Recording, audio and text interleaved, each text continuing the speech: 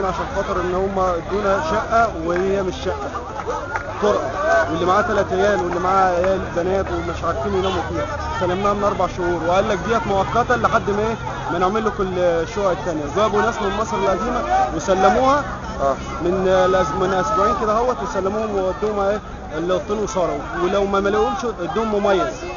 يبقى المساواه في الظلم عاد مستلمين 230 اسره من اهالي منشيه ناصر اللي انتقلوا بعد هد بيوتهم على رؤوسهم، الى مدينه هرم سيتي تبع شركه اوراسكوم بتاعت سمير سويرس. جانا الجواب بعد هدم بيوتنا ب 38 متر مربع، دخلناها 26 متر مربع، يعني في سرقه كمان حتى في الامطار.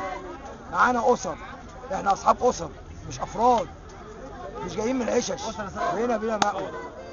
ده حقنا وحق عيالنا. يعني هنبني على دور تاني؟ هي فيها اصلا حاجه؟ احنا جايين نعمل ايه؟ جايين نملهم هنا في المحافظه دي. احنا يوم هنقفل لهم الطرق وكل يوم على كده.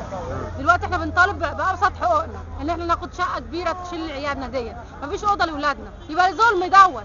احنا عمالين نتكلم ومحدش عمل لنا اي حاجه، بقالنا 3 شهور مرميين كده قدام الحمامات. يعني الريس فين؟ الناس المسؤوله ديت فين؟ الناس الكبيره ديت اللي قاعده مستريحه، مش حاسه بالناس الغلابه.